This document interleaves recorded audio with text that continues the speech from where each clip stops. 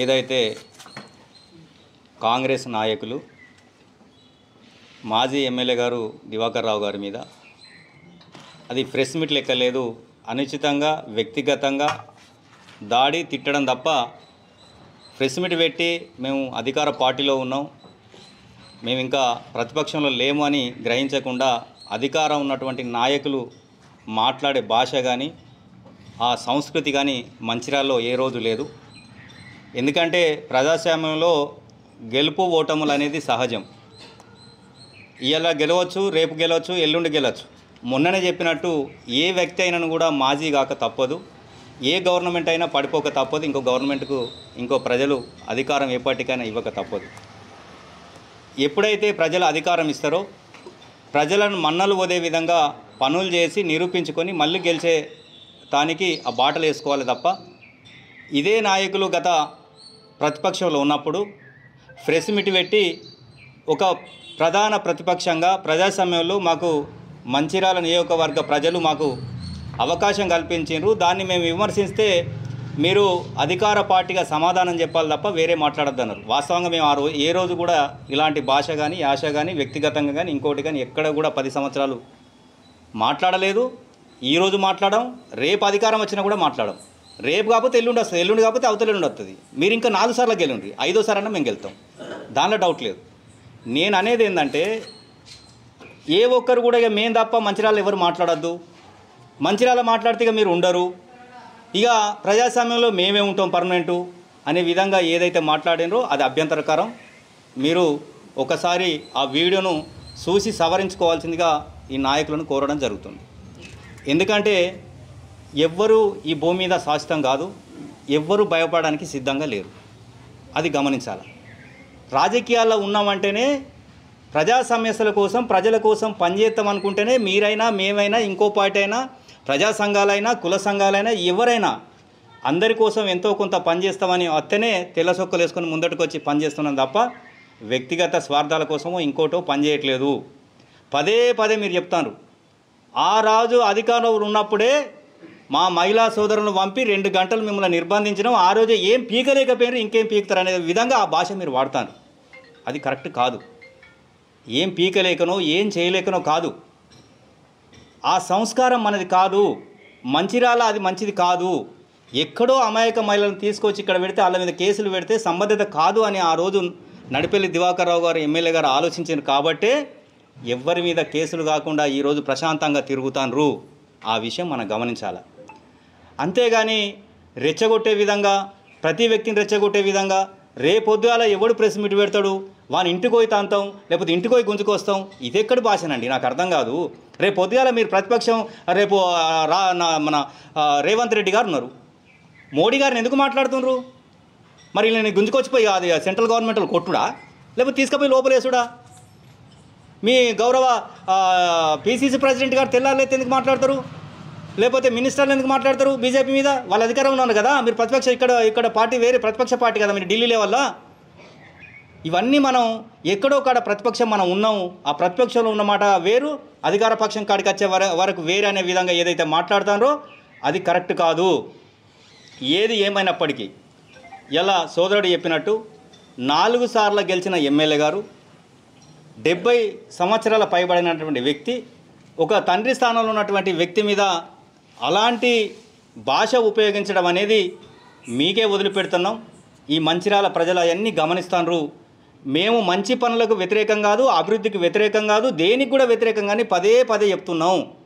ఆఫీసర్లను బెదిరించడం అంతకన్నా కాదు, మీరు అర్థం చేసుకోవాలి. మీరు డెవలప్ చేసేది నేను మొన్న ప్రెస్ మీట్లో నేను కానీ నరేష్ గారు కానీ ఇంకో వ్యక్తి కానీ చెప్పినాం, మీరు చేసే పనులు చెప్పిరు, కానీ మేము చేసే పనులు మీరు ఎక్కడ చెప్పట్లేదు. ఏం లేదు, సున్నా అంటారు. మంచాలకెళ్ళి లేచి ఇంట్లోకెళ్ళి అడుగుపెట్టిన రోడ్డు నడిచేదే దివాకర్ రావు గారు వేసిన రోడ్డు, అది మర్చిపోతారు. నియోజకవర్గంలో ఏ గల్లీ కన్నా పోండి, ఏ వాడ కన్నా పోండి, ఏ ఊరు కన్నా పోండి, మీరు ఏ కూరగాయల కన్నా పోండి, ఎక్కడికి పోయినా దివాకర్ రావు గారు అంటే దివాకర్ రావు గారు ఇంట్లోకెళ్ళి వేయలే. దివాకర్ రావు గారు ఈ ప్రజలు గెలిపిస్తే ఈ ప్రజల ప్రభుత్వం ఏదైతుందో నిధులు తీసుకొచ్చినటువంటి వేలాది కిలోమీటర్లు ఈ నియోజకవర్గంలో వేసినటువంటి ఘనత నిరంతర ప్రక్రియ అండి. ఒక పక్క సంక్షేమం కావచ్చు, ఒక పక్క అభివృద్ధి కావచ్చు. ఒక్కొక్కరికి ఒక్కొక్క థాట్ ఉంటుంది. మీకో థాట్ ఉంది, మీరు చేయండి. మేము చేసి మిగిలిపోయిన పనులు మీరు కొన్ని చేస్తారు. దాని డౌట్ అనేది ఒకటి తప్పు అవుతుంది, ఒకటి ఒప్పు అవుతుంది. దాన్ని కాదనట్లేదు కదా. మీరు ఇప్పుడు వారు చెప్పినట్టు మీరు ఏం పని చేయాలని మీరు అంటారు, చేసినామని మేము అంటున్నాం.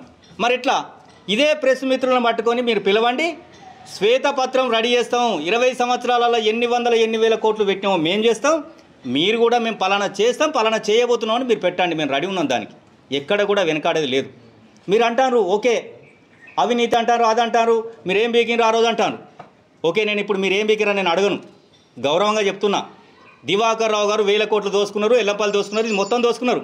మీ ప్రభుత్వం ఉన్నది కదా, మీరు ఎంక్వైరీ చేయండి, మీరు కేసులు పెట్టండి, దివాకర్ రావు గారి మీద రికవర్ చేయండి అని చెప్తున్న పార్టీ పరంగా ఒక ప్రతిపక్ష నాయకునిగా మీకు సవాల్ చేస్తున్న. దివాకర్ రావు గారు ఎక్కడైతే అవినీతి పడ్డాడో, ఎక్కడైతే ప్రదాక ఎల్లంపల్లి అంటారో, ఎల్లంపల్లి ఇవాళ తెలంగాణకు జీవనాడి, తెలంగాణకు జీవనాడి ఎల్లంపల్లి లేకపోతే హైదరాబాద్లో త్రాగునీరే లేదు. అలాంటి ఎల్లంపల్లిని నిర్మించిన ఘనత దివాకర్ రావు గారిని చెప్పకనే మీరు చెప్తారు, మేము చెప్తాను, దానిలో ఏమాత్రం డౌట్ లేదు.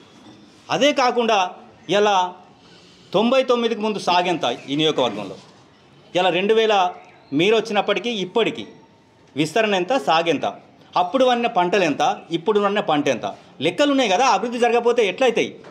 ప్రతిదాన్ని మీకు అనుకూలంగా మలుచుకోవాలా. మీరు చేసే ఏదైతే 6 గ్యారంటీలు, 420 హామీలు, ఏ ఒక్కటి ఏది బస్సు తప్ప ఏ ఒక్కటి కూడా పరిపూర్ణంగా చేయలేదు. కాబట్టి ఈ డైవర్స్ పాలిటిక్స్ ఎక్కడైతే ఉన్నాయో, సైడ్ తోవ పట్టించే పాలిటిక్స్ రాష్ట్రం నుంచి మొదలు పెడితే నియోజకవర్గ స్థాయిలో ఒక శిక్షణ శిబిరాన్ని ఏర్పాటు చేసి వీళ్ళు ప్రజలకు అప్లై చేస్తారని తెలుసుకోవాల్సిన అవసరం ప్రజలపైన మనపైన ఉన్నది. ఎందుకంటే మేము కూడా మీ ట్రాప్లో పడ్డట్టు మాకు కనబడుతుంది. మేము మీ ట్రాప్లో పడడు కాదు, మీరు ఎన్ని హామీలు అయితే ఇచ్చిండ్రో, ఏమేమైతే ఇవ్వలేదో, రేపు పొద్దుగాల నుంచి మాకు అదే పని. మీరు ఏదైతే అబద్ధాలు చెప్పి అధికారంలోకి వచ్చిండ్రో, ఆ అబద్ధాలను నిజం చేసి ప్రజలకు మేలు చేసే విధంగా ఈ స్కీములని అమలు చేసే విధంగా మీపై ప్రజా పోరాటం, ప్రజలతో కలిసి పోరాటం చేయవలసిన బాధ్యత బీఆర్ఎస్ పార్టీగా మా పైన ఉన్నది. ఎందుకంటే ప్రతి ఒక్కటి ఇవాళ ఒక్క స్కీమ్ అని కాదు, నేను చెప్పిన కదా, ఇలా రుణమాఫీ అన్నారు, ఎంతమందికి అయింది మీకు తెలియదా? మీ అందరికీ తెలియదా? మీరు మాట్లాడే వ్యక్తులకు మీకు తెలియదా? అందరికీ తెలుసు. రుణమాఫీ అనేది 50% కూడా కాలేదు. ఇలా ఇందిరా మిల్లు స్టార్ట్ చేశారు, సంతోషం, పేదవాడికి ఇస్తున్నారు, మేము ఎక్కడ వ్యతిరేకం చెప్పట్లేదు. కానీ ఎక్కడైతే కట్టుకోని వాళ్ళు ఉన్నారో, ధనికులకు ఇచ్చిండ్రో, అవి క్యాన్సిల్ చేసి కట్టుకునే పేదలకు ఇచ్చే విధంగా మీరు చర్యలు తీసుకోవాలి. తీసుకోకపోతే పేదల పక్షాన మేము పోరాడాల్సి వస్తుంది పార్టీ పక్షానని తెలియజేస్తూ, అలాగే రేషన్ కార్డు ఒక్క కార్డు ఇవ్వలే మీరని చెప్తున్నారు, శుద్ధ తప్పు. 2014 నుంచి 24 వరకు కేసీఆర్ గారి నాయకత్వంలో 6,47,000 కార్డులు ఇచ్చినామని బాజాబ్తా మొన్న ప్రెస్ మీట్ పెట్టి తెలంగాణ భవన్లో చెప్తే మీ దగ్గర నుంచి ఆన్సర్ లేదు. ఏదైనా గ్లోబల్ ప్రచారం ఒకటి చెప్పుకోవడానికి రాష్ట్ర స్థాయిలో ఇక్కడ మీకు ఒక అలవాటు అయిపోయింది. చెప్పిందే చెప్పి అభివృద్ధి చేసినాం, అది చేసినాం, ఇది చేసినాం అని చెప్పుడు తప్ప, ఎక్కడ ఎల్లంపల్లి స్టార్ట్ చేస్తే కేసీఆర్ గారికి పేరు వస్తుందని 2 గేట్లు డ్యామేజ్ అయితే దేవుడి దయాల చిన్నగా వర్షాలు కొడుతున్నాయి. కానీ అదే మొన్నటి నుంచి వర్షాలు కొట్టకపోతే మన రాళ్లతో కొట్టే పరిస్థితి, రైతులు కొట్టే పరిస్థితి, ఇలా గోదావరి ఎండిపోయింది, ఆ పరిస్థితి మనకు వచ్చు. కాబట్టి ఎందుకు చెప్తున్నామంటే, వ్యక్తిగత విమర్శలు మానండి. ప్రతిపక్షంగా ప్రజలు మాకు ప్రతిపక్షంగా కూర్చుండబెట్టిండ్రు, థర్డా ఫోర్తా ఇంకోట, ఇలా థర్డ్ వస్తుంది, రేపు ఫస్ట్ వస్తుంది, అది సహజం రాజకీయాలలో. మీకు తెలియదా? ఇంతమంది థర్డ్ రాలే, ఇంతమంది ఓలే. రేవంత్ రెడ్డి గారు కొడంగల్లో ఓడిపోయిన వారు ఓడిపోయినాక ఇలా సీఎం అయినరు. ఏమున్నది, రేపు పొద్దుగాల ఇక్కడ ఓడిపోతాం, రేపు మంత్రి అవుతాం, ఏం పాడైంది, అది గెలుతాం. ఇప్పుడు కాకపోతే ఇంకా 10 ఏళ్ళకి గెలుతాం, మంత్రి అవుతాం. నియోజకవర్గానికి మీరు కూడా మంత్రి కానీ నియోజకవర్గానికి మంచి పేరు తేండి, మంచి నిధులు పట్టుకరండి, ఉన్నగా బ్రిడ్జిని కట్టండి గోదావరి మీద, బ్రిడ్జ్ ఎందుకు క్యాన్సిల్ చేశారు కదా కట్టండి అని ప్రజలు చెప్తా అంటే దాన్ని వినకుండా ఊకే దివాకర్ రావు గారిని తిట్టుడు, కిందోళ్ళని పేరు పెట్టకుండా మీ ఈపులు వాళ్ళు కొడతామన్నాడు. వాళ్ళు కొట్టారు, ఏం పాడైంది? ఇంకా 100 ఏళ్ళు బతుకుతామే ఈ భూమిన, ఏం బతుకం? ఎవ్వరు కూడా 1000 ఏళ్ళు బతకడానికి భూమికి రాలేదు, ఎప్పుడైనా సావడానికి సిద్ధం. అది గౌరవ ప్రేమ్ సాగర్ రావు గారు చెప్పారు, పుట్టినోడు సావక తప్పదు, ఎవరికి భయపడలేదు అన్నాడు. అదే అప్లై మేము కూడా చేస్తాం, మేము కూడా ఎవరికి భయపడలేదని తెలియజేస్తున్నాం.